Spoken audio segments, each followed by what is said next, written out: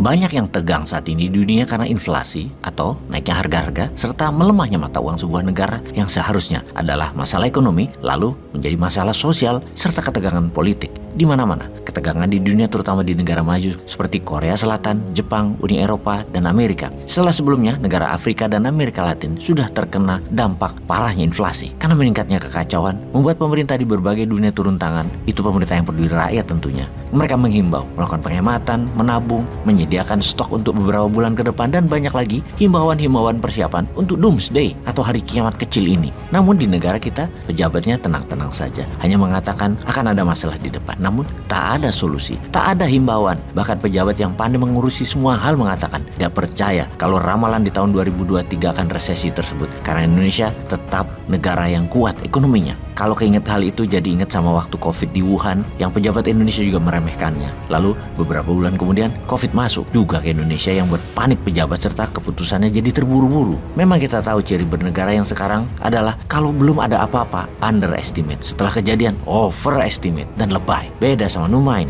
Numain mah tenang karena semua sudah dipersiapkan, terbaca dan ada solusinya. Kembali ke pejabat yang serba bisa dan selalu ada di mana-mana, dulu pernah juga mengatakan tidak akan perang militer ke depannya. Rasanya kena tulah juga tuh kata-kata. Sekarang Ukraina dan sebagian dunia perang militer terjadi dan akan meningkat ketegangan militer di tahun depannya. Masih gak percaya juga dia. Duh ampun dah kalau urusan begituan. Sekedar mengingatkan bahwa sebulan sebelum perang Ukraina, di mana Rusia menyerbu Ukraina, Bosman di videonya sudah mengatakan bahwa Rusia pasti masuk menyerang Ukraina. Bahkan tim video narasi Bosman ada bukti screenshot yang mengatakan cepetan naikin terus beritanya, ntar keburu diserang tuh Ukraina oleh Rusia. Dan benar, terus kita beritakan dan masuk Rusia ke Ukraina. Perang deh, sama dengan Taiwan. Hanya Bosman yang mengatakan pasti Tiongkok ambil Taiwan. Pasti, baik secara militer maupun secara non-militer. Intinya Taiwan yang belum menyatakan dirinya merdeka dan belum menjadi negara utuh, di mana Tiongkok masih menganggap Taiwan adalah provinsi. Pasti Taiwan sebentar lagi akan didonbaskan. Strategi Rusia melakukan referendum atas 4 wilayah timur Ukraina akan dilakukan oleh Tiongkok agar masalah Taiwan adalah masalah dalam negeri Tiongkok. Kapan dimulainya? Biden, sang kakek-kakek yang suka tantrum ini, memang nyari perkara untuk perang dengan Tiongkok dengan medan perangnya Taiwan. Biden sudah buat perkara saat ini dengan perang digital. Perang chips sudah mulai dilakukan oleh Amerika dan Tiongkok. Minggu lalu di Tiongkok, besar-besaran tenaga ahli chip semikonduktor resign dari Tiongkok, di mana hampir 70% profesional tersebut adalah para eksekutif dan para engineer adalah warga negara Amerika. Resignnya mereka itu karena mendapat surat perintah dari Biden yang mengatakan resign dan kembali ke Amerika atau mereka akan dilepas kewarganegaraan Amerikanya. Dalam semalam, ribuan profesional eksekutif serta engineering resign dan pulang ke Amerika, menyebabkan lumpuhnya industri semikonduktor chipsnya Tiongkok. Biden melakukan ini karena chips yang Tiongkok buat seharusnya buat peluru kendali Javelin dan Stingernya Amerika, yang katanya oleh intelijen Amerika semikonduktor chipsnya tadi juga dikirim untuk Rusia. Apa yang aneh kemudian? Peluru kendali Javelin dan Stingernya Amerika sekarang jadi out of stock, tidak bisa diproduksi lagi, kurang stok karena nggak ada semikonduktor chipsnya. Solusinya, rencananya Amerika akan ambil chip semikonduktor dari Taiwan. Nah loh, inilah yang membuat murka Xi Jinping. Di hari dirinya akan dinobatkan the greatest pemimpin Tiongkok, di mana dalam sidang 5 tahunan Partai Komunis Tiongkok, dirinya akan diangkat jadi presiden ketiga kalinya hingga tidak ada batas tahun menjabatnya.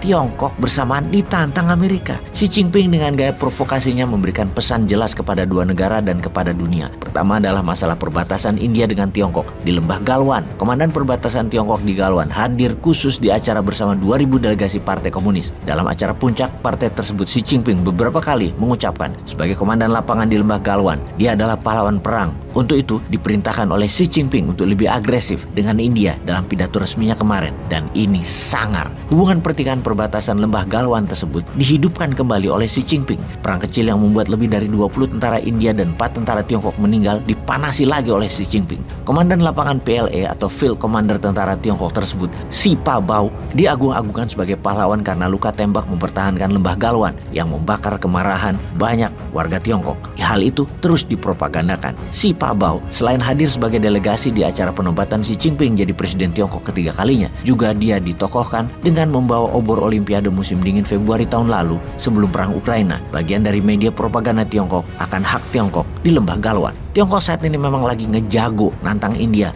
Dan ini informasi kedua, nantang Amerika di Taiwan. Ketika chip semikonduktor, tenaga ahli, dan para eksekutif ditarik keluar dari Tiongkok oleh kebijakan Biden kemarin, padahal chipsnya tadi bukan hanya untuk misil peluru kendali Amerika, namun banyak perusahaan Amerika di Tiongkok yang perlu chips seperti Apple Incorporated menjadi merugi. Ini blundernya kakek Biden yang kesekian juta kalinya. Sebenarnya ini pesan moral sih bagi kita warga Indonesia. Nanti kalau kita mau pilih pemimpin, cari pemimpin jangan yang tua-tua banget dan jangan yang pemarah kali ya. Ntar kayak Biden yang keputusannya banyak blunder dan nantang perang. Kita balik ke topik. Kalau Putin, gas Nord Stream-nya dimainkan untuk tarik ulur. Ini chips Amerika yang dibuat di Tiongkok dihentikan dalam semalam. Yang rugi bukan hanya Tiongkok atau Rusia, tetapi Apple, General Motors, dan sejenisnya yang juga punya pabrik di Tiongkok dan bergantung di chips ini. Juga perusahaan defense industri Amerika hancur juga dalam sekejap. Amerika sendiri yang rugi. Javelin dan Stingernya jadi kehabisan stok, out of stock buat di Ukraina. Juga buat nanti perang di Taiwan, Amerika akan kehabisan ammo atau amunisi. Perang di Ukraina jangan-jangan sebentar lagi kelar gara-gara Amerika kehabisan amunisi. Karena itulah Bosman mengatakan Tiongkok pasti akan ambil Taiwan segera. Tiongkok harus ambil Taiwan,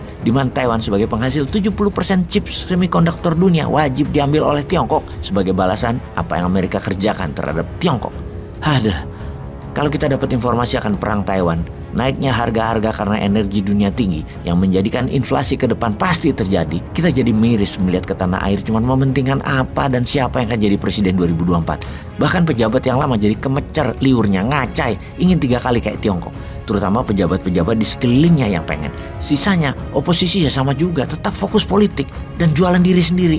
Woi, kapan lu pada inget rakyat sih?